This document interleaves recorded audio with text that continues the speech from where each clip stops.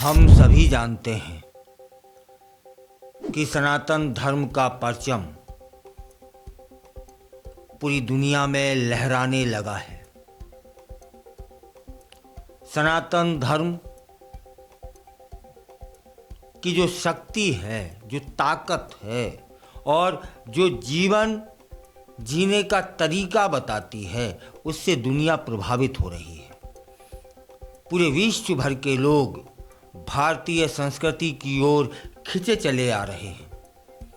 इसका प्रमाण है इस वर्ष का महाकुंभ, जहां पर लगभग 150 से ऊपर अधिक विदेशियों ने सनातन धर्म को स्वीकार किया है, बाकायदा दीक्षा ली है।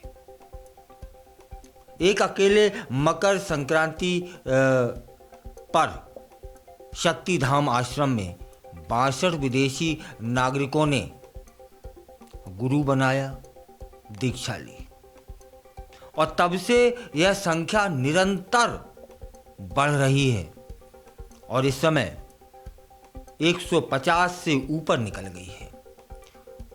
और यह जो दीक्षा लेने का क्रम है ना, वह बंद नहीं हुआ है, लगातार जारी है, बढ़ रहा है। और यही विदेशियों का दीक्षा लेना हमें बता रहा है कि सनातन धर्म के प्रति विश्व झुक रहा है। सनातन की जो आध्यात्मिक ताकत है वह उन्हें आकर्षित कर रही है, वे साधक बन रहे हैं। और सनातन की जो आध्यात्मिक ताकत है ना, वह सीमित नहीं है, क्योंकि विज्ञान, कला और संगीत से भी जुड़े लोग भी इसे अपनाने लगे। इस वर्ष दीक्षा लेने वालों में संगीतकार शामिल थे, कलाकार शामिल थे, शोधकर्ता शामिल थे, इंजीनियर शामिल थे, डॉक्टर शामिल थे, राजनेता शामिल थे, उद्योगपति शामिल थे, विदेशी शामिल थे। ये भारत के प्राचीन संस्कृति और उसके ज्ञान से प्रभावित होकर के सनातन धर्म को अपनाने के लिए मजबूर हुए हैं। और हम, प्रश्न ये है कि और हम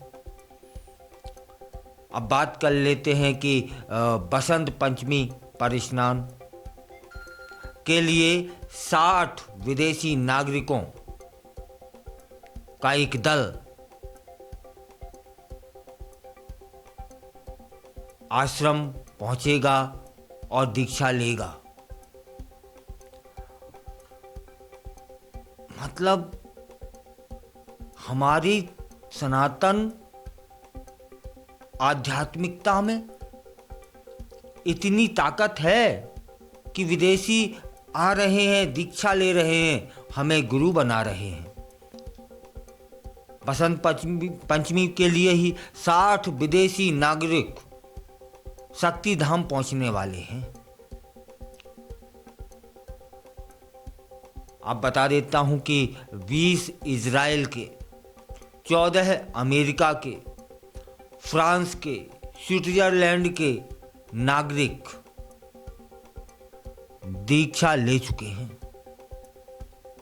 और इनमें से कई लोग सनातन धर्म की और लोग दीक्षा लेंगे, आध्यात्मिक जीवन शैली को समझेंगे, जानेंगे, आकर्षित तो हो ही चुके हैं। बसंत पंचमी पर तीसरा अमृत स्नान होना है, यह हम सभी जानते हैं। और महाकुंभ में तीसरे अमृत स्नान की विस्तृत तैयारियां हो चुकी हैं। सेक्टर 17 में यह शक्तिधाम आश्रम वहाँ है, जहाँ पर विदेशी आ रहे हैं और दीक्षा ले रहे हैं। जगत गुरु साईं माँ लक्ष्मी देवी रजत सिंहासन पर विराजमान होकर भक्तों को आशीर्वाद देंगी, दीक्षित करेंगी। पूरी भव्यता के साथ स्नान होगा। महामंडलेश्वर अनंत दास जी बताते हैं कि इस बार शक्तिधाम आश्रम अपनी पूरी भव्यता और दिव्यता के साथ अमृत स्नान करेगा। बसंत पंचमी स्नान के समय जगत गुरु साईं माँ लक्ष्मी देवी जी के रथ और रजत सिंहासन को फूलों और मालाओं से विशेष रूप से सजाया जाएगा। नज़दीकी घाटों पर स्नान करने की अपील होगी। शंख, घंटियों और संगीत की ध्वनि के बीच महामंडलेश्वर और भक्त श्रद्धालुओं का उत्साह देखने को मिलेगा। यह सब होने वाला है, यह सब हम सभी जानते हैं, लेकिन आज का विषय सिर्फ इस पर केंद्रित है कि विदेशी आकर्षित हुए और यूं ही आकर्षित नहीं हुए हैं। कुछ तो शक्ति है हमारी सनातन आध्यात्मिक प्रक्रियाओं में कि पश्चिम की जो हवा है ना, वो अपने जीवन से ऊब गए हैं, परेशान हैं, डिप्रेशन में वहाँ निरंतर लोग जा रहे हैं, जीवन शैली अजीब सी हो गई है। तब फिर उनका जो रुझान है वो भारत की सनातन प्रक्रियाओं की ओर हुआ है कि ऐसा क्या है जो यहाँ के लोग इतने निश्चिंत रहते हैं, निरोगी रहते हैं। कुछ ना कुछ तो है, और आज का नहीं है, लाखों साल पहले से लोग आकर्षित हुए हैं।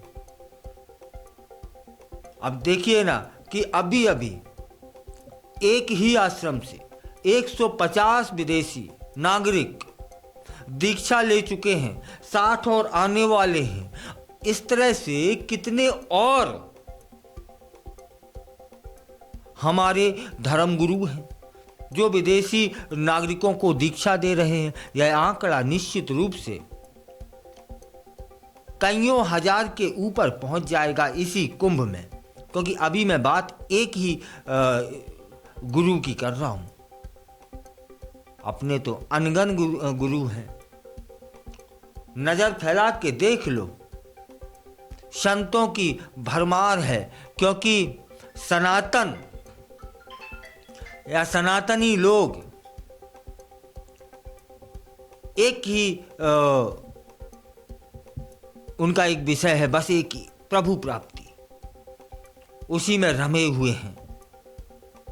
और जब प्रभु प्राप्ति करते हैं ना, तो इससे पूर्व शक्तियां प्राप्त हो जाती हैं और उन शक्तियों से जगत कल्याण होता है, विश्व कल्याण होता है। तभी ना ये विदेशी हजारों की संख्या में आए चले जा रहे हैं। और सोचिए, और हम विदेशी कल्चर अपनाते हैं, पब, थिएटर, मॉल, संस्कृति, नाचना गाना। भजन करिए ना साहब, ये शराब, रातों का जगना, कि क्या इससे ऊबन हुई है उन लोगों को, और लौट के आए हैं भारत। और हम उनकी संस्कृति अपना रहे हैं जहां कुछ है ही नहीं, ना यहाँ सुख उससे प्राप्त होता है, ना शांति प्राप्त होती है, ना सुकून प्राप्त होता है। हमारे युवाओं को इस ओर सोचना चाहिए, विचार करना चाहिए कि विदेशी चले आ रहे हैं, कुछ तो ताकत है सनातन में, हम भी तो अपनाएं। फिर बोलिए ना, हर हर गंगे।